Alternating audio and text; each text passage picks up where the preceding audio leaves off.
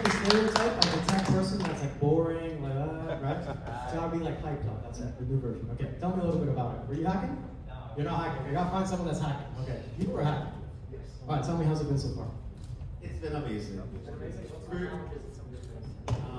I came here by myself, so yes, well, I got into a team. Okay. Yeah, so it's been nice networking, meeting new people, and working on solutions. You know. Yeah. I like your accent. Okay. What about you? I'm giving you the mic. It's been good. Challenges. It's hard. Okay. Let's see. Who else am I gonna ask? Who? I'm gonna ask you. How's the hackathon? It's been awesome. I think challenges is always while I enjoy things, so it's more than anything. The awesome thing is obviously you communicate, grow, operate. I think that's like the biggest part, and even just like talking to people side, see what they're building, and it's always fun to learn from people. How's this hackathon been different from other ones?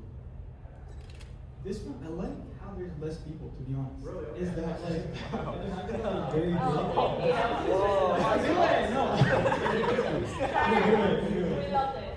Where I feel like, this generally feels like a bit more like a community, where it feels like everyone's more approaching or approachable, while the other hackathons feel like a bit overwhelming, where there's like too many people, too many things going on. In a good way. Okay, so based on those things, that you guys can see, they kind of just said it. One of the things that you guys are going to experience is not just like coding and all the technical things, but the cognitive side. So how are you guys going to be learning under pressure, and how are you going to come up with ideas and structure those effectively? So my promise to you at the end of the workshop is to actually give you tools, insights, and advice for doing those three things. Okay? Oh, actually, need somebody to come with the slides. Can you come here?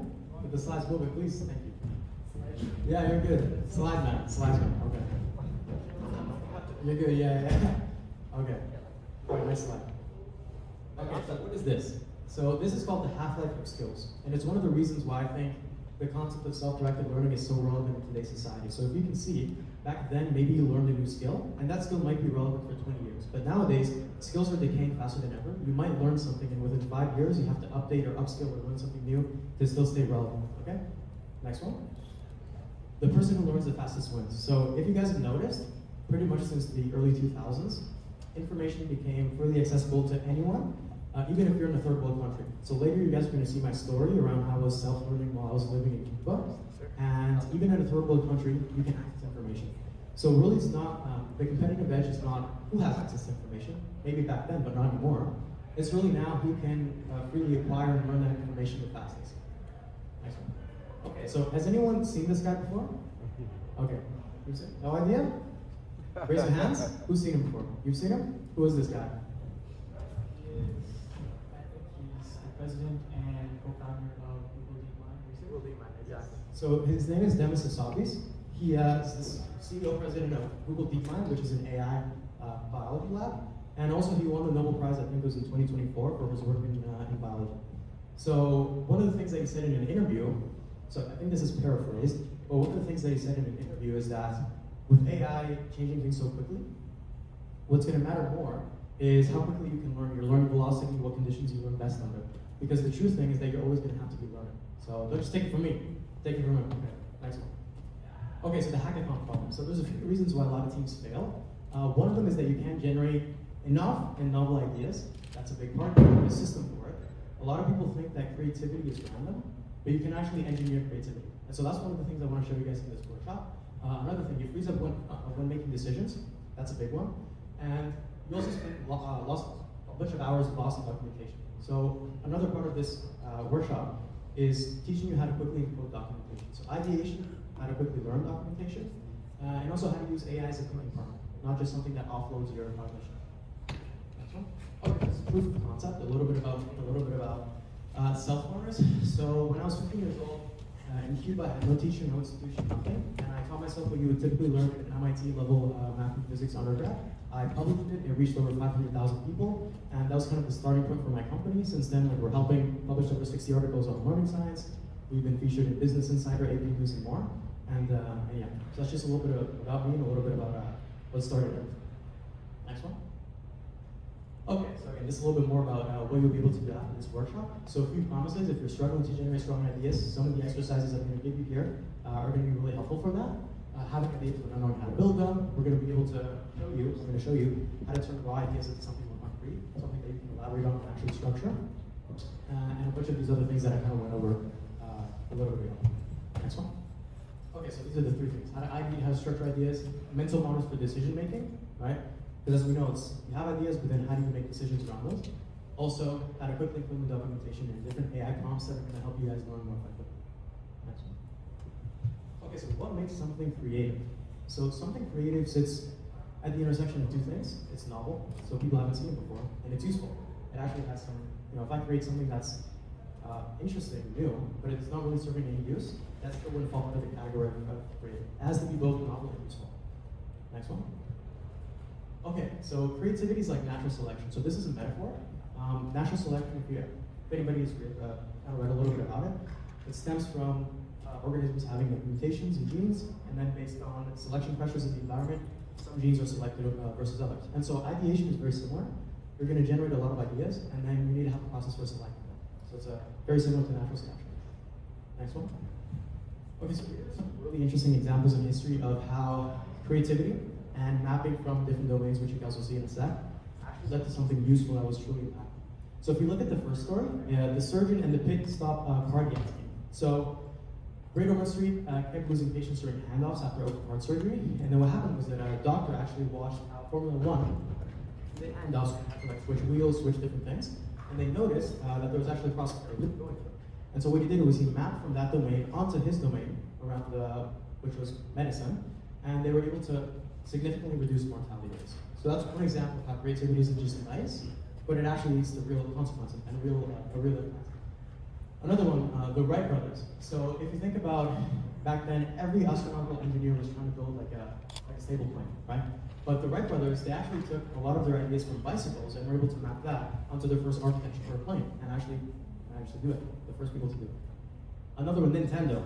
So who's played Nintendo before? You've got it, everyone, okay? You? I know, he's too young, maybe. So the way he actually learned about Nintendo was he was actually, I believe, on a train. And he was seeing somebody kind of play with a specific device, and then using those insights from like, hey, like he's playing with this specific device. He was able to map that onto different things that he knew to create Nintendo. So that just kind of shows you that different things in your environment and different ideas, you can map those into something new, or to something you already know to create something new. So yeah, those are some examples. Next one. Okay, so now this is a little bit into the theory about why some people are creative and why some people are not. So this has to do with the concept of associative hierarchies. So what's the idea here? People that are creative have what are called broad associative hierarchies, while people that are not as creative have steep ones. So what does this mean? Somebody with a broad associative hierarchy, a general signal, so you can see in this case I gave some like puppy examples. A general signal about a puppy is going to bring about so many memories and trigger so many different ideas. While as a person with a very steep hierarchy needs the signal to be very specific. So instead of many different puppies, maybe it just needs to be one puppy with a birthday hat with this specific race, this specific breed. So in that case, they need something very specific to trigger ideas and trigger signal. But somebody with a broad associative hierarchy, even like general things, trigger many ideas. So this is why you see often people that are creative, even like some random thing, that actually connects them and they can create something new. So that's the main difference cognitively. Next one.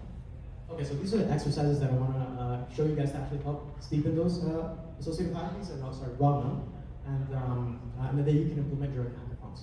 Let's go. Okay, so one of them is called brainwriting. A big issue that we often encounter when, especially at hackathons, and I've noticed it with some of you guys, is we tend to just pick an idea far too quickly. So you have one idea and you just converge on it. Ideally, you want to have a ton of ideas and then select based off of that. And this exercise is going to help you with that. So here are a few steps you can screenshot it. Towards the end of the workshop, I'm going to have a QR code that you can just save all the slides. But these are a few of the steps. Just write everything out independently. Do not talk to each other. Do not talk to your team members. Just write everything out, generate only, don't cross out, and then pass sheets on to your other teammates so that they can elaborate on your ideas. So this is brainwriting. It's one of the best ways to just not, instead of evaluating, you're just purely generating, which is the first step to creativity. Next one. Okay, forced association. So this is one of my favorite ones. So the idea with this one is you're trying to force an association between something that you have and some other objects in order to create an interesting connection that you might be able to use. I've showed some of you guys this idea, but the idea is the following. You have a certain set of things a certain problem that you're working on, then you want to pick certain objects. Here I put random objects, but really you might want it to be something relevant.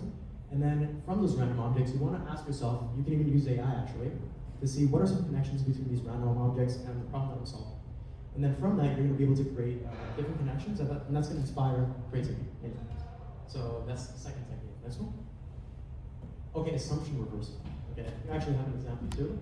So oftentimes, the reason we're not creative is because we're fixed. They call this functional fixedness, so we're fixed on how something can be used conventionally, but we're not really thinking outside the box. And so this exercise of reversing your assumptions kind of puts that on its head. So a few things. List out all your assumptions about your current approach. Try to flip them. So if you look at the example here, users have to log in first. What if login happens last, right? So you're kind of creating new constraints, and those constraints are leading to new ideas. Now, sometimes you might get bad ideas, that's part of it. The idea with these exercises is just to kind of help you generate things, okay? Next one. Okay, conceptual blending. This is actually a new one that I added. So this is similar to forced association, but it's a little bit different because it's not just about creating specific connections. You're actually trying to combine two different structures into a new one.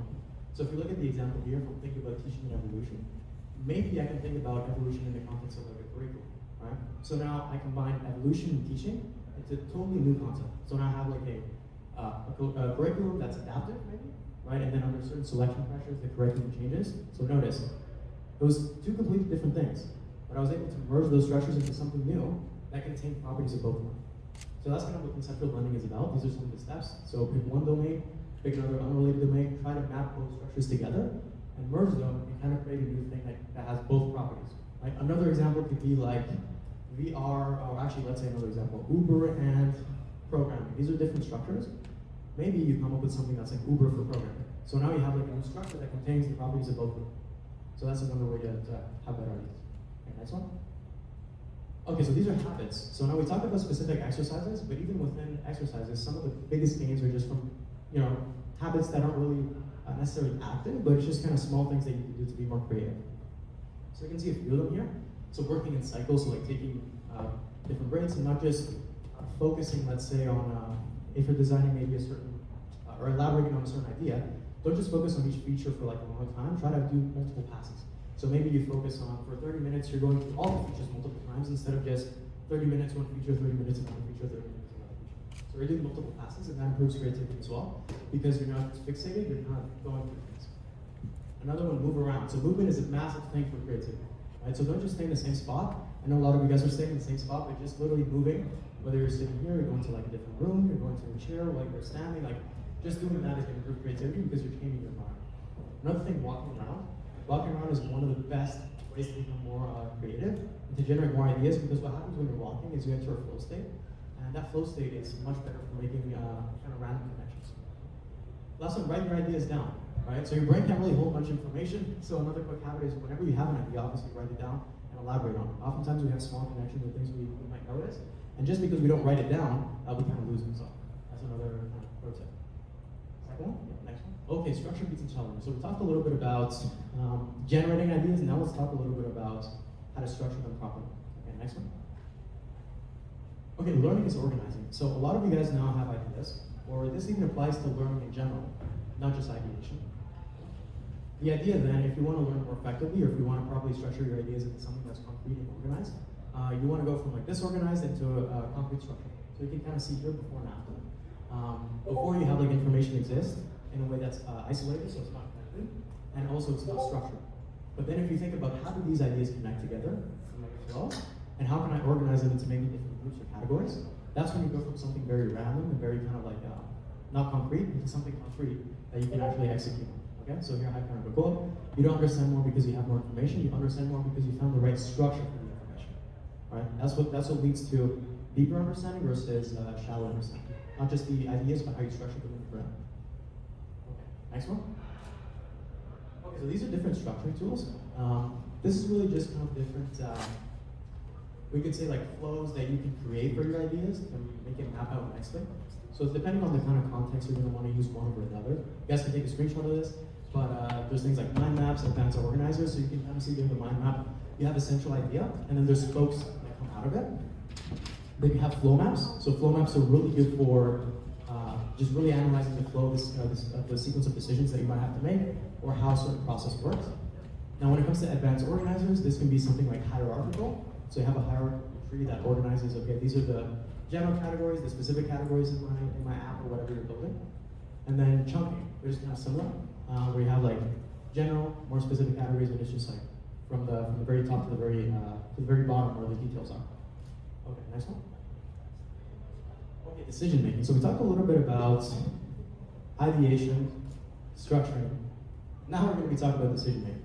So oftentimes when you're doing a hackathon, you're going to have to make decisions, and not just decisions, you're going to have to make decisions under pressure, right? So these are a few mental models that I want you guys to just kind of think about when you're making decisions. Opportunity cost. So if you guys are building something, you don't have infinite time, obviously. So building something means not building something else. So you don't just want to build features, you obviously want to compare, okay, well, if I could be building this or building that, right? So because we have a limited amount of resources, you always want to compare what you could be doing with that time, right? So really never just view ideas or things in isolation, but always comparing it to what you could have done. The other one, constraints. So of course, time defines the solution. So a big thing that you guys have probably noticed, you might have had some ideas that were pretty ambitious, but you didn't really have the time to implement all of them. So kind of keeping that in mind, of course. And reversibility. So some decisions can't really be reversed. So if you take like a certain language, certain framework, you guys know that's kind of hard to reverse it from there. So make sure that when you're picking that, it's okay to spend a little bit more time, because that's not a reversible decision if you start building off that framework. All right, so it makes sense to spend more time on that in the beginning. Next one. Okay, so cognitive biases. So those are some tools for decision making. Now there's a few cognitive biases that can lead us to make the wrong decisions in a way, right? Or at least non-optimal decisions. So I'm gonna go back, yeah. I'm gonna go through a few of them. So anchoring. When we have a certain idea, the first idea tends to dominate. But there was a great quote, I think it was by Aristotle, but it's the mark of an intelligent mind if you're able to hold multiple ideas in your mind without accepting them. So oftentimes we have this one idea, we accept it, we execute on it. We want to be able to hold multiple ideas in your mind without having to execute on any one of them quite yet. Okay? So that's one of the things. Sunk cost fallacy. Just because you build something doesn't necessarily mean that you have to now just stick with it. Obviously, it depends on the time constraints, and like we mentioned in the previous slide, if it's something that's irreversible for the given time, then maybe you probably continue with it. But if you find that there's a better, more efficient way to do something, again, evaluate time constraints, but don't just be like, okay, because I built it, I can't really undo it. If you found something better. Confirmation bias. So oftentimes, this is a little bit connected to the first one. When we want to be right, or when we want to confirm our current beliefs, when we're building something, maybe we're thinking, okay, this was the best framework, this was the best tool to do this.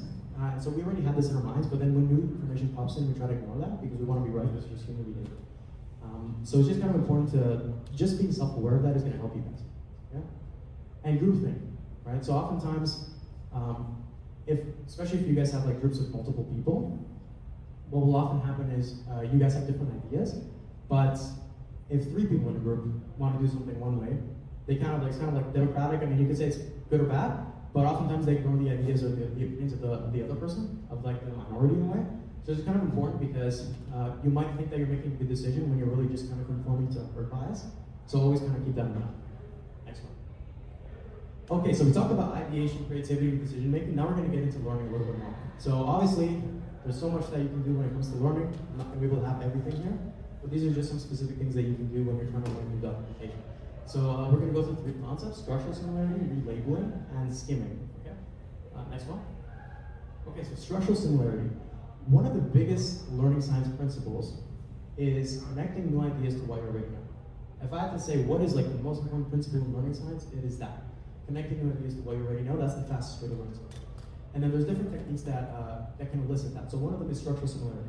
So how can you abstract the structure of a specific domain or specific concept, and then try to connect to see, okay, what are some other structures that I already know of that are very similar to this? So if you guys actually noticed what I did before, when it came to evolution and creativity, I abstracted the structure of creativity as divergent and convergent thinking, so generating and evaluating ideas. and then I map that structure, or connected that structure, I should say, to the structure of evolution. And that improves your understanding and improves your depth of processing. So this is one strategy. Next one. Relabeling. Okay, so this one I really like it. So this is a really good strategy for building more intuition in what you're learning. So here I have some examples, but oftentimes if you have, I mean, if you're coding, this is very relevant because you have a lot of like weird terms, right? Or like for other things like medicine too, you might have a certain concept that's labeled kind of weirdly. It might be, I don't know. Maybe you have webhooks, maybe you have, I don't know, something else, some specific drug that you're learning about, or even within physics, you might have a certain physics concept that you're learning that's kind of a weird name. It's not very intuitive. So what I'll often do is I'm going to relabel that name. I'm going to kind of give it my own name, right? And that's going to make it much more intuitive. So one classic example I think I have here. So in physics, there's something called the moment of inertia. I was like, what the heck is that? I don't know either. But then when I actually looked into it and studied it a little bit more and thought about how can I relabel it, I noticed that it's really the same as rotational sluggishness. So how sluggish is an object when you rotate it? It's like very sluggish, like very kind of slow, or kind of fast, right? So that makes it much more intuitive. And this is a strategy that you can kind of elicit every single time that you're learning something that's kind of a little bit abstract, right? And then these are some kind of other examples that you guys can look at. So like voltage, a compiler, right, is better known as a computer translator. Voltage is better known as electrical pressure, all these things. So these are just other examples of relabeling. Next one. Okay, skimming. So this was really important because, and especially when you have to learn a lot of information. So skimming is a really good strategy when you're trying to build general categories before you go into the details. So that's really the main goal of this one. And it's really important when you're trying to encode new documentation as well. So the basic idea is that you're trying to skim and look for keywords. So you're not really reading everything, you're just reading the keywords. And then from that, your goal isn't to really understand things at depth. Your goal is just to get a big picture understanding. The reason this works is because once you get a big picture understanding, it serves as what's called a conceptual hook point. So the idea is once you have these general categories in your brain, all the new categories or the new details kind of fit under it, right? That's why it becomes so useful because it has kind of, information has a place to go, has a place to fit, right? All right, let's go on to the next one. Oh, so this is interesting, okay. Has anyone seen this woman or heard of 2-hour learning before? Okay, nobody, okay, I'm gonna go into this, this is interesting. So they're in the US right now, they have different schools that they've opened. And so their whole philosophy is that they teach their students just with AI. They don't have conventional teachers. They have what are called guides that kind of support the students emotionally. But AI, just with 2 hours of learning using AI, their students score in the 99th percentile. So they'll top 1% using only 2 hours, and the rest of the day is just using like life skill workshops and other things like that. So this just kind of goes to show that with AI, pretty much anyone can learn anything much more quickly, much more effectively. And this school is showing it with actual data and actual results to back it up.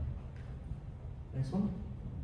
Oh, okay, so that's kind of like proof about how AI can help you learn more effectively. These are like some specific prompts. So now this is a little bit more detailed. Again, you guys are going to get the workshop slides behind it, but I kind of walk through them step by step. So one of them, variation. When you're learning something new, you want to be able to not just solve a specific problem, you want to be able to abstract the solution from that problem, and you want to be able to transfer that solution to other problems. So it's not really that useful if you just learn one specific problem. The idea is you want to be able to solve more problems, right? And the way that you can improve what's called transfer, so how well your skills transfer, is through variation. So you want to solve variations of problems, and once you solve variations of problems, that's going to give you kind of a more pattern, kind of general schema, but using a kind of complex word, but more of a general, I could say, idea or pattern of how other problems can be solved. But if you just solve one problem, you don't really see what the pattern between all of them are. But if you solve multiple problems, and there's variation between them, you can kind of see how things are similar or different, and then you can take that and solve new problems, right? So you're kind of, I would say, like you're increasing your bubble of transfer in a way, right? Instead of solving just a few problems, by doing this and varying problems, you're going to be able to solve a much broader range of problems. The second one's structure map. Ooh, not yet. Okay, now you're good. Okay. Okay, a few things. So structure mapping. In this one specifically, one of the best ways to learn more effectively is to group concepts together. So this is kind of what this one's doing. You're kind of mapping structure. So as you can kind of see, here are the concepts I'm learning. You give it a list. Group them based on shared cues. So shared cues is a really good way to group things because in your mind, grouping them by shared cues, what does that do? It tells you these are the different tools that I use under these conditions. So if I'm saying, okay, I don't know, if it's physics, I'm using these different principles for motion problems. Now, like in my mind, I've organized it properly. And one of the things that I think I mentioned before is, like, experts is not just about the information, it's how they structure it in their minds. right? So you can see that they actually structured according to queues. So this is something that you can actually implement immediately.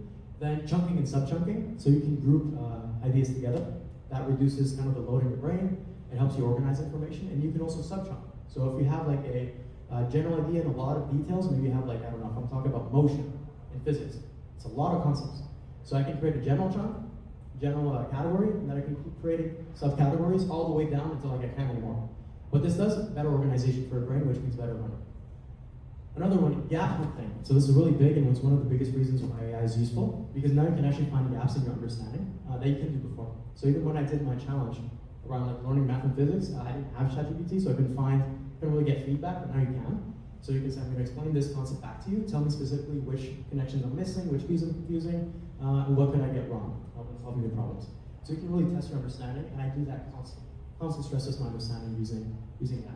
Okay, queue extraction. So another good way that you can use AI is by extracting what are all the conditions under which I would use this tool. So sometimes tools can be seen like in isolation and they're not really motivating. But instead of me teaching you, hey, this is how you use a hammer. If I tell you, hey, there's a hole, this is when you want to use a hammer, that becomes not just a lot motivating for a person learning, but it becomes a lot more intuitive. Like, why do I need a hammer? Oh, like hammer holes or whatever, hammer like a painting, right? So if I can actually extract what are the cues, what are the applications of a problem, AI can help you do that, and it's going to make your learning more. Next one. Okay, so this is kind of like pretty close to the end now.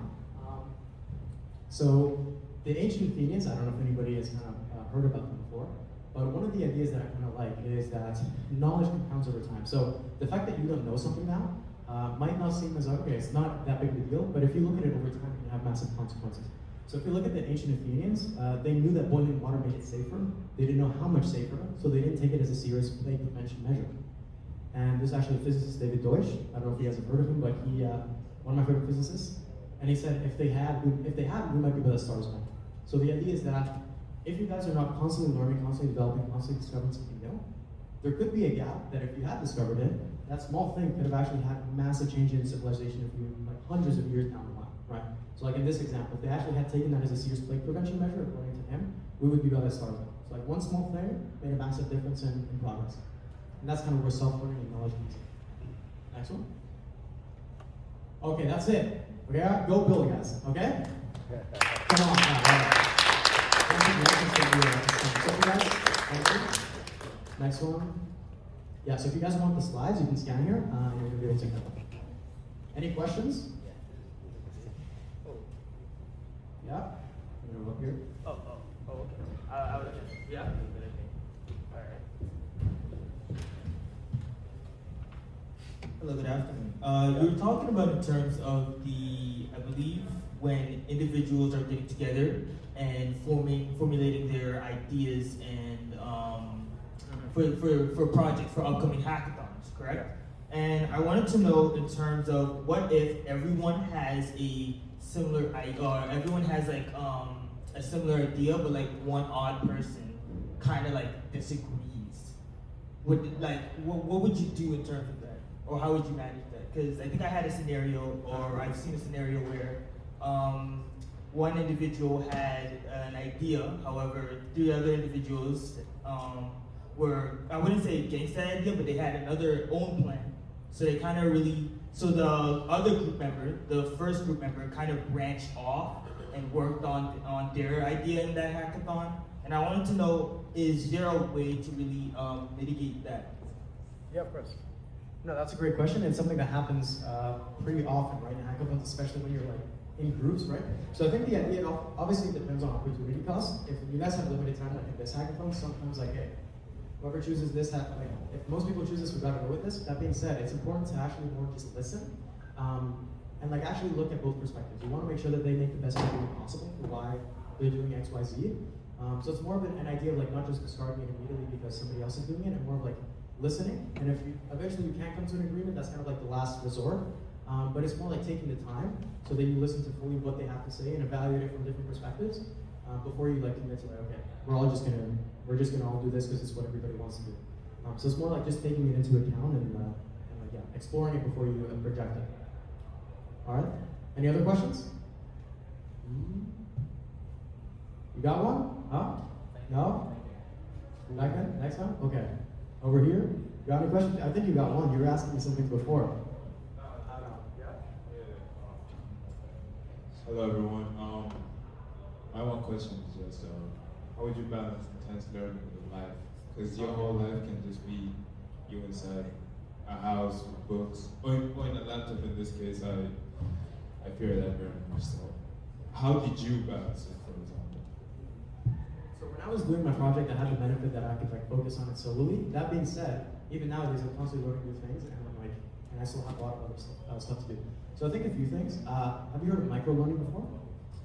So micro-learning is the idea when you have small gaps in the day, you want to be able to fill them with learning. Now there's different ways you can do this. You can do this by pre-planning. So you can have like, okay, if I'm going on the street or something, okay, I have 50 minutes there. If you pre-plan, maybe I'm going to listen to something, or you can't really do something fully active in that case because you're kind of like on the street or whatever. But the idea is you can still pre-plan and maybe have like a short video, a short summary that you can listen to. That's one idea. Obviously, you can't really like go in depth. You can't really implement many learning techniques, but that's one way to go about it. And oftentimes, micro-learning is actually more effective than long-term learning because it's like very short. So you have to be kind of a bit more active in that sense. It's not like 2 hours where your focus is going to decay, right? It's a short amount of time, so there's a benefit to that. The other thing is, at least for me, this has worked for me, but pretty much I like to do most of my effective learning in the morning. That's kind of like when I'm most active. So I try to make sure that my schedule is oriented so that all the other things that are not cognitively demanding, I do in the afternoon, and the cognitively demanding ones I do in the morning. So most of my learning is always in the morning. I try to make time for that, and it's just pre-planned. Like that's the biggest thing. So besides like the learning techniques and everything, which is going to speed it up and make it more intense, it's having that pre-plan, right? So making sure you have like a consistency, the focus, and pre-plan schedule ahead of time. So you're like, okay, from this time to this time, I'm going to learn this, right? Oftentimes life seems crazy because we don't actually have like all those things set out. But once you do have it set out, and I would recommend in the morning when you wake up, you can actually like still pursue a little bit more intense learning, not as much as if you could do full time, but you can still kind of pursue it if you have it pre-planned. Especially for me, at least the morning has worked really well. Another one? Here, yeah. Okay.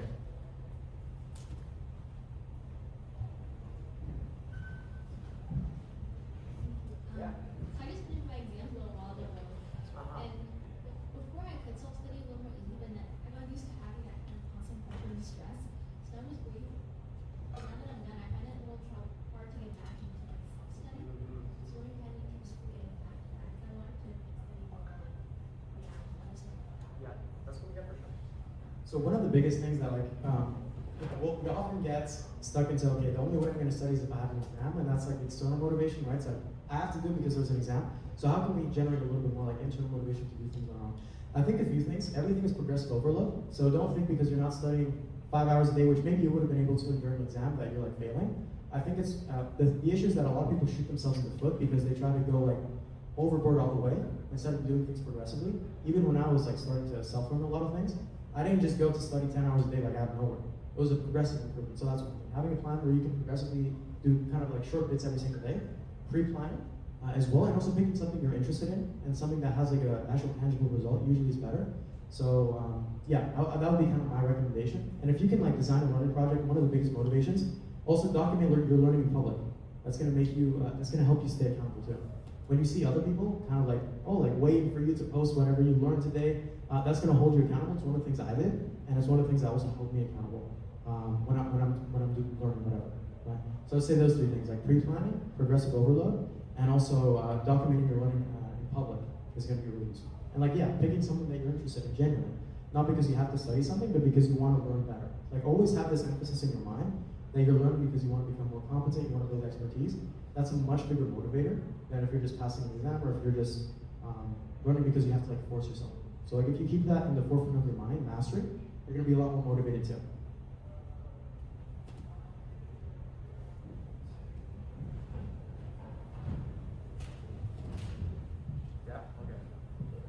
So for self-learning, right?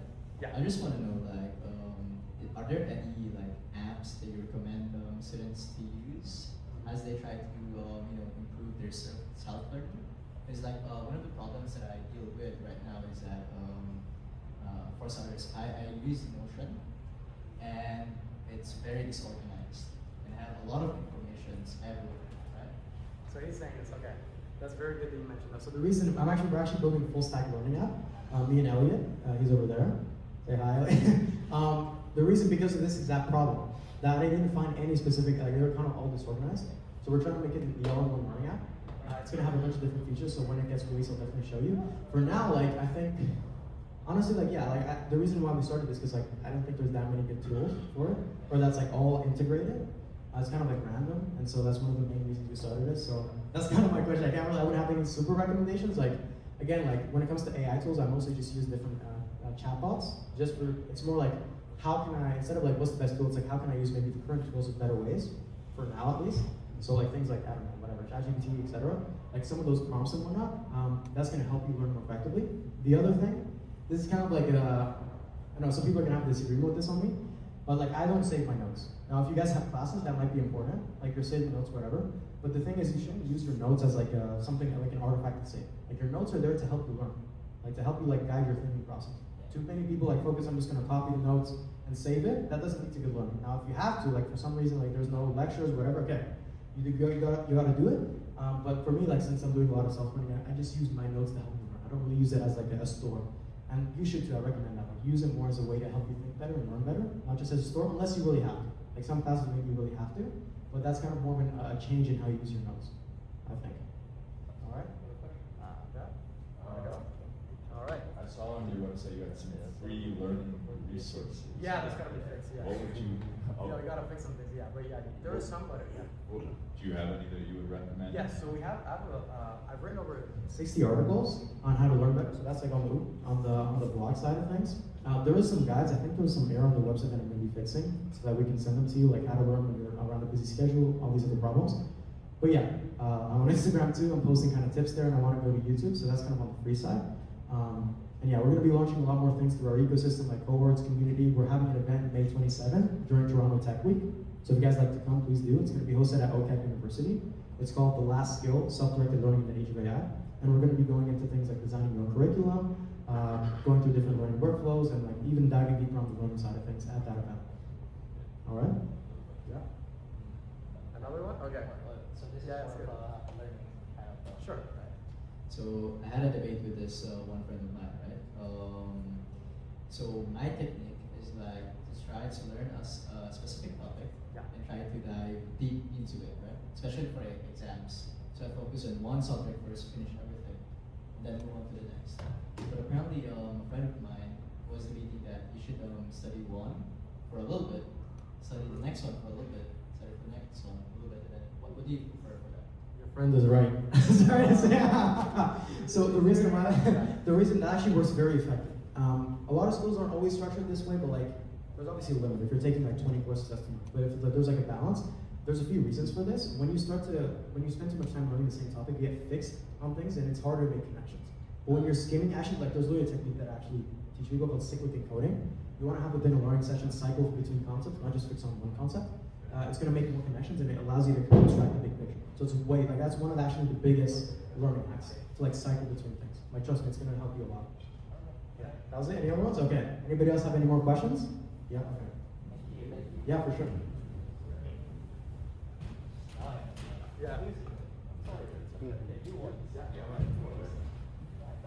Hi, my name is Adam, and I want to ask you, would you agree that nowadays there's a lot of people that kind of slip into learning a lot more compared to executing?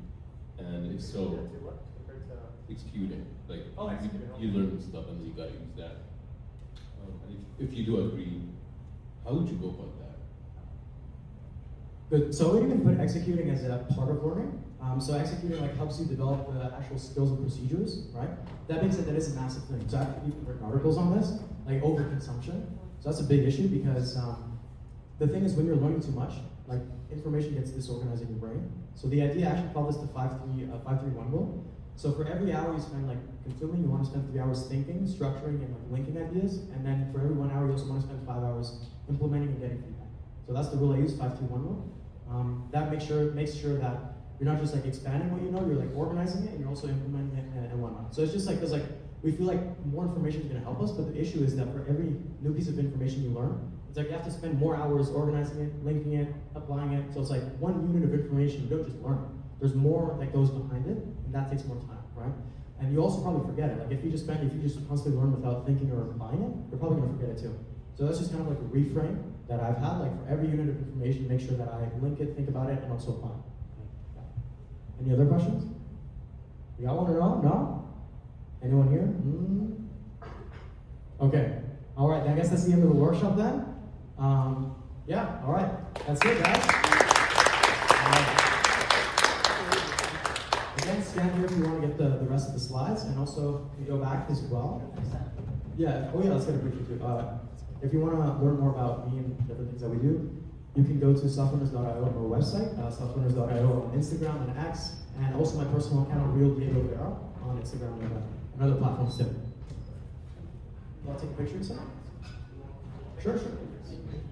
I think he was taking pictures, right? Yeah. You got a few pictures? You want to do like, okay. Or was the audience or what? Sure, let's do it. How was perfect?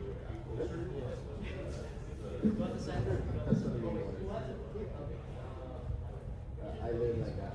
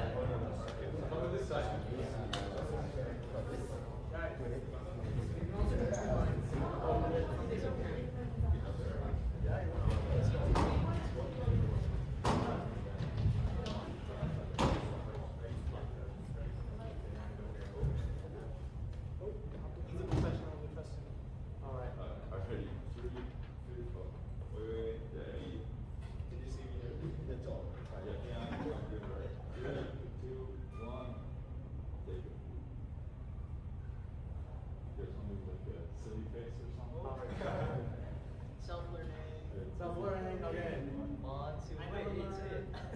1, 2, 3. Self-learning.